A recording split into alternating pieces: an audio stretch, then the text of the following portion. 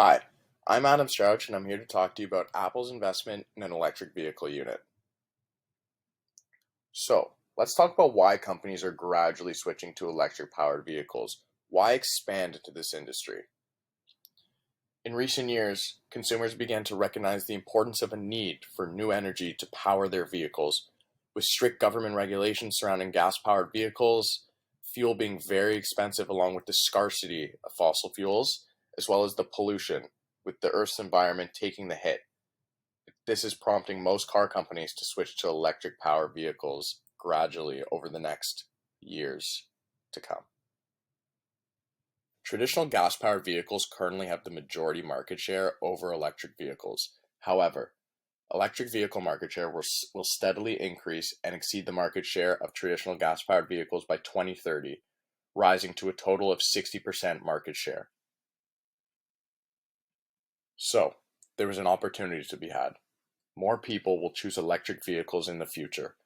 Who will fill this increase in demand? Existing car companies may not be able to fill this demand quickly enough. People can only choose car companies that provide electric vehicles. This is where Apple comes in. The disruptive changes in the automotive industry are providing an excellent opportunity for Apple to enter the new field of electric vehicles.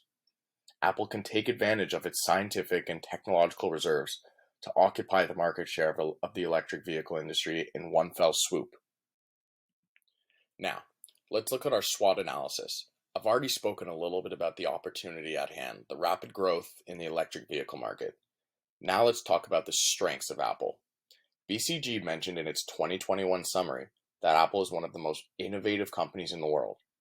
Even though it has been a technology giant for many years, in terms of technology reserves, Apple has matured hardware in the chip design and manufacturing industry chain.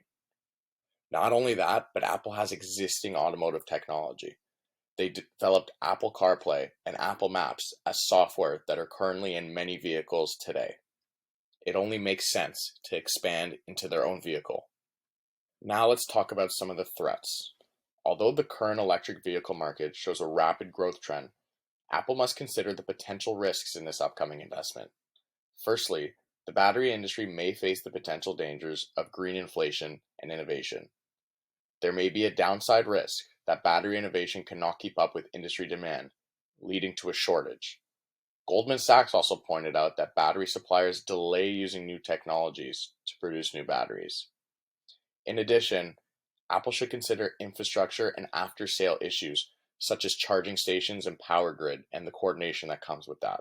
Talking a little more about this chip shortage, the automotive industry as a whole is experiencing chip supply chain issues and a global shortage. Deloitte predicts that the long-term chip shortage will cover 2022 and even continue into 2023. That is something to think about. Apple also has experience designing and developing their own chips independently. Compared with mobile phone chips, the chip manufacturing process for cars is much simpler. The main weakness that Apple has is their little experience with electric vehicles. After Apple enters the market, it will encounter another emerging electric vehicle company in Tesla, which is developing rapidly. Tesla focuses on the research and development of electric vehicles and accounts for 18% of the current market share. So our objectives, in general, this 15-year investment project aims to quickly occupy the rapidly growing segments of electric vehicles, such as China and Europe, and seek technological breakthroughs or cooperation to cope with the downward risks of the industry caused by green inflation and supply chain shortages. Specifically, the project investment is designed to enable Apple to successfully open the electric vehicle department and initially obtain about 20% of market share. In addition, the project also aims to take advantage of Apple's chip and software system to occupy most of the market share, including automated driving, and make consumers dependent. After that, Apple can occupy a long-term industry advantage. Now let's take a look at our external analysis of key stakeholders, current technology in the industry, and competition. Taking a look at some key stakeholders in the industry, CATL is the world's largest battery supplier located in China. The company accounts for about 25% of the battery market share, much higher than the 13% of the second largest, LG Energy Solution. As an emerging enterprise, CATL has seized the rapid development of the battery industry in the upward stage and has become a supplier for various electric vehicle companies. Now, LGES, or LG Energy Solution, is a long-term supplier of various types of batteries. Compared with CATL, it has a more extended history and a more comprehensive business scope. LGES is not only an electric vehicle battery supplier, but also provides energy support for electronic products such as mobile phones. Apple and LG have reached cooperation in the supply chain of electronic products in the past. And lastly, TSMC is a famous semiconductor chip manufacturing enterprise that occupies 65% of the market share. In the 21st century, the company successfully replaced the United States to become the world's largest semiconductor foundry and master the world's top chip technology. Brain & Company expressed that TSMC's manufacturing capacity is so great that it is an indispensable semiconductor company in China, the United States, and even the world. In addition, TSMC and Samsung are major chip manufacturers of Apple. Most of the latest chip designs by Apple are qualified for priority production with TSMC. Looking at the current technology in the electric vehicle industry, PwC's statistical report states that people's primary demand for electric vehicles is to extend the battery capacity and the range. Liquid batteries are widely used in the market now, which are low-cost, high-capacity batteries. The advantage of LFP batteries is mainly reflected in its low cost. There are no expensive metals in the battery. Another plus is the stable output and durability of the battery. LFP batteries currently account for 22% of the market, which is expected to rise to 38% in 2030. Moreover, some battery suppliers also offer batteries with high prices and more stored energy. For example, gel batteries have almost double the capacity of liquid batteries. However, the higher battery capacity is accompanied with a higher price and weight. In terms of price, the market median battery cost right now is about $141 per kilowatt hour.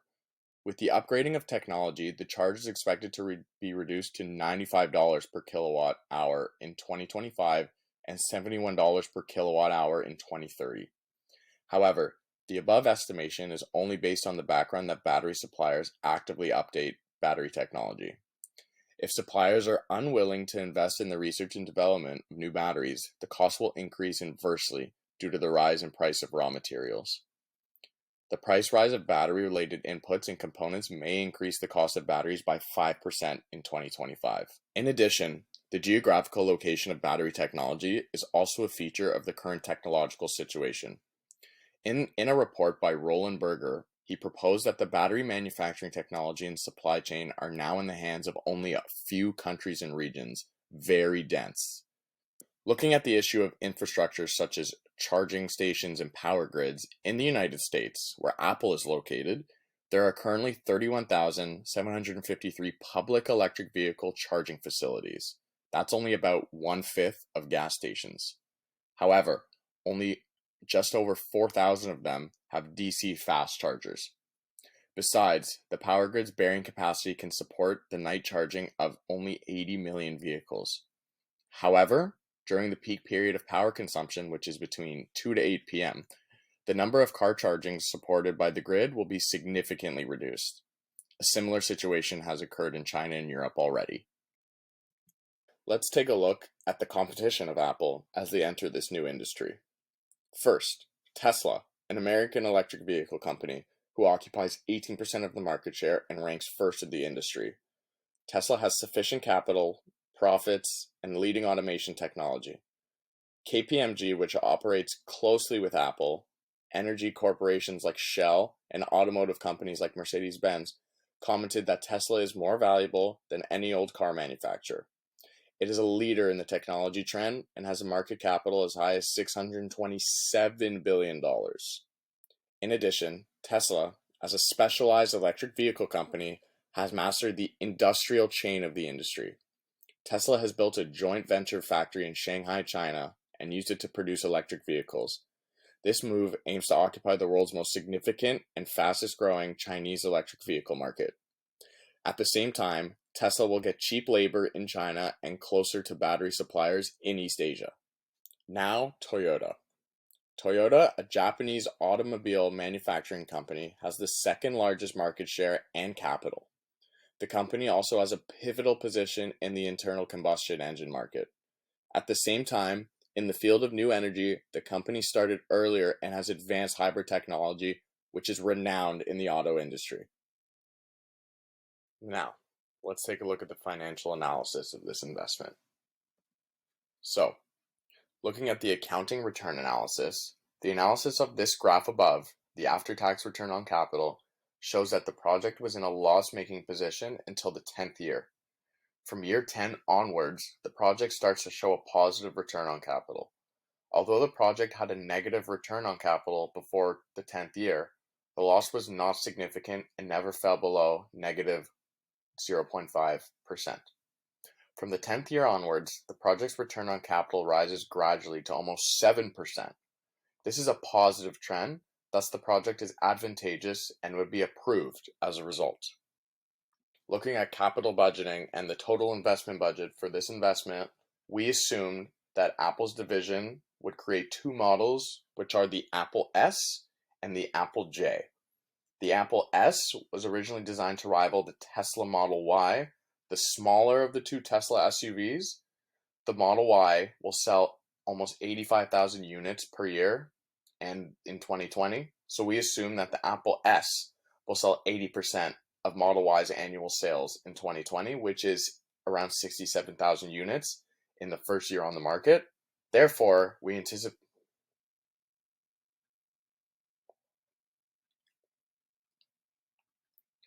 the Apple J is pitted against the Tesla Model 3. As Tesla's Model 3 started sales in the third quarter of 2017, the total sales volume for the 4 quarters, starting from the third quarter of 2017 onwards, was 8,320 units. Therefore, we anticipated that the Apple J will first be produced in a run of 6,656 units. Pricing for the Model Y and Model 3 will be used to compare pricing for Apple S and Apple J. Both the Model Y and Model 3 extended wheelbase versions will cost $48,990 and $45,990 respectively. As a result, the prices for the Apple S and the Apple J will be $50,000 and $47,000 respectively. Additionally, we anticipate that sales of the Apple S and Apple J will increase at a consistent pace of 30% over the course of the first 3 years. They will increase by 65% between the ages of 4 and 9. It would be 85% from years 10 through 14 and just 55% from years 15 and beyond. Shown here is a breakdown of the assumed source of funds as well as operating expenses associated with the investment. We have assumed a 3.6% coupon rate for the 10-year bond.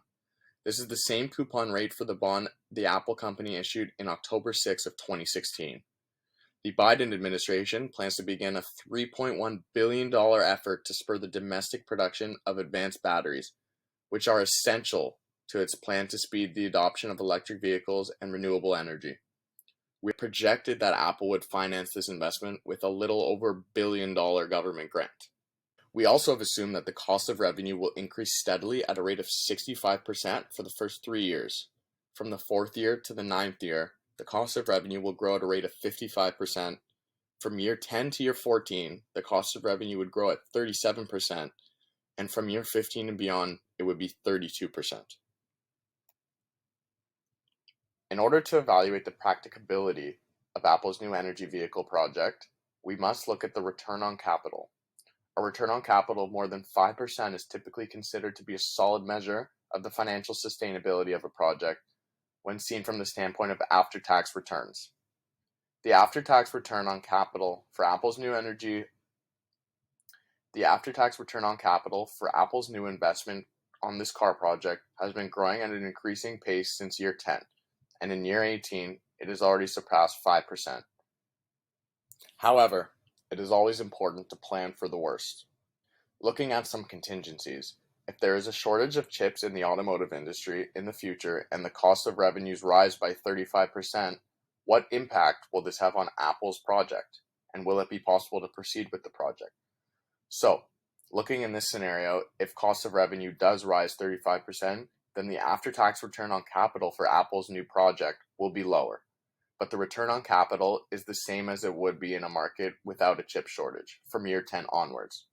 The after-tax return on capital in year 18 is 4.85%, which is very close to 5%, and the after-tax return on capital will increase every year. Therefore, the project is still viable. On behalf of my entire group, thank you so much for watching our presentation. We hope you enjoyed.